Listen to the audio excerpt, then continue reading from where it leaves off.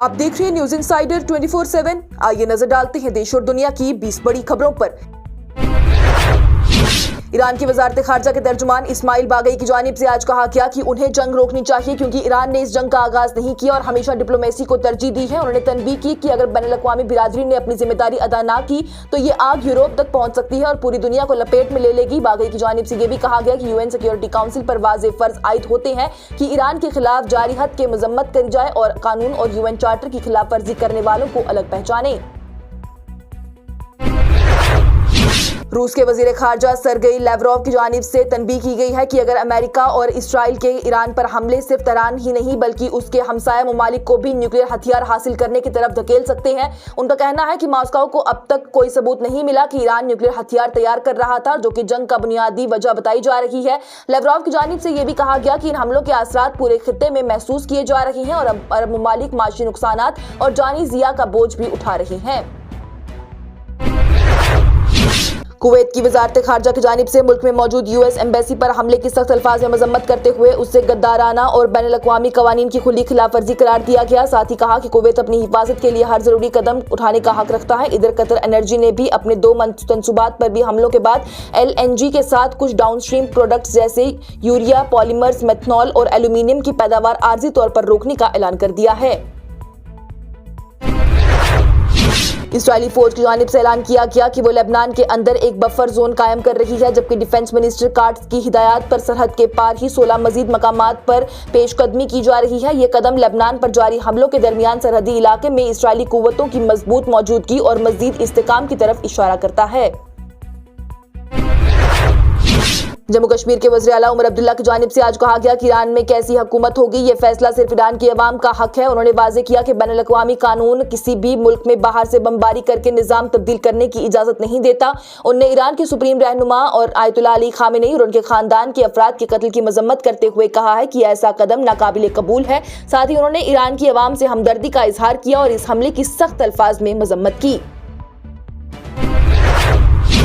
वज़ीर आला उमर अब्दुल्ला की जानिब से अवामी जम्मू और कश्मीर से अपील की गई कि सूरत हाल को बिगड़ने ना दें और अमन बरकरार रखें। उन्होंने कहा कि कुछ अनासिर माहौल खराब करने की कोशिश कर रही हैं, इसलिए मजहबी रहनुमा गम का इजहार जरूर करें मगर कानून को हाथ में ना लें। उन्होंने ये भी बताया कि हुकूमत वजारत खारजा से राब्ते में है और ईरान में मौजूद तलबा को महफूज मकामात पर मुंतकिल कर दिया गया है। जिन तलबा को वापस आने की इजाजत नहीं मिल रही उन्हें सिफारत खाने की हिदायत पर अमल करने का मशवरा दिया गया। पीपल्स कॉन्फ्रेंस के सरबराह सुजात लोन की जानिब से अपने ट्वीट में आज कहा गया कुछ जिम्मेदार मीडिया इदारे जैसे कि ग्रेटर कश्मीर, कश्मीर लाइव और राइजिंग कश्मीर के फेसबुक और इंस्टाग्राम हैंडल्स ब्लॉक कर दिए गए हैं, जो कि अफसोसनाक है। उनका यह भी कहना है कि इन जिम्मेदार इदारों की गैर मौजूदगी से ज्यादा नुकसान होगा क्योंकि उनकी जगह गैर मालूम अफराद ले सकते हैं जो कि आजाद और जिम्मेदार सहाफत को नुकसान पहुंचा सकते हैं। उन्होंने इंतजामिया से दरख्वास्त की है कि इन हैंडल्स को फौरन अनब्लॉक किया जाए। लेबनान के सदर जोसेफ आउन की जानिब से हिजबुल्लाह की फौजी सरगर्मियों पर फौरन और आखिरी पाबंदी का ऐलान करते हुए कहा गया कि जंग और अमन का इख्तियार सिर्फ रियासत के पास होगा और गिरोह को अपना हथियार हुकूमत के हवाले करना होगा।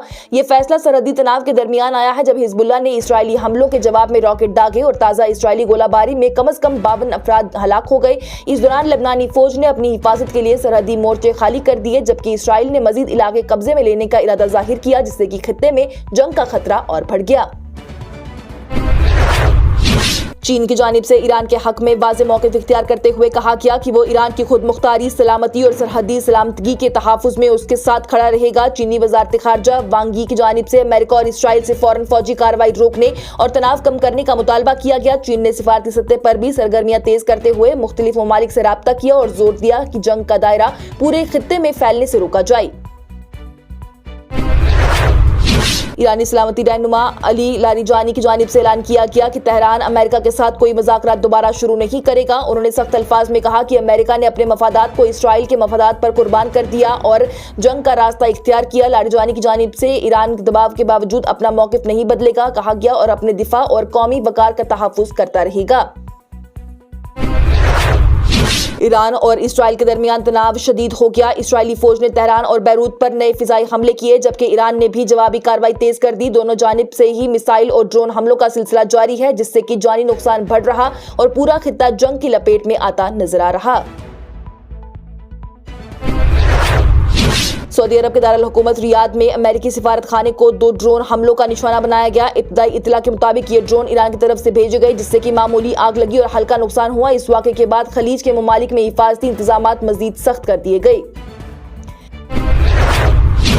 تہران میں جاری مسلسل ایئر اسٹرائکس اور خراب ہوتی سیکیورٹی صورتحال کے درمیان انڈین ایمبیسی نے احتیاطی طور پر ہندوستانی طلبہ کو محفوظ مقامات پر منتقل کرنا شروع کر دیا۔ جموں کشمیر اسٹوڈنٹ ایسوسی ایشن کے مطابق تہران میں موجود تمام انڈین اسٹوڈنٹس، جن میں کشمیری طلبہ بھی شامل ہیں، محفوظ ہیں اور انہیں ایمبیسی کے انتظام میں بسز کے ذریعے قوم شہر بھیجا جا رہا ہے۔ وہیں تنظیم نے وزارت خارجہ اور ایمبیسی کا شکریہ ادا کرتے ہوئے کہا کہ ایویکویشن کا عمل آنے والے چند دنوں میں ایئر اسپیس کھلنے اور صورتحال بہتر ہونے پر مکمل کیا جائے گا۔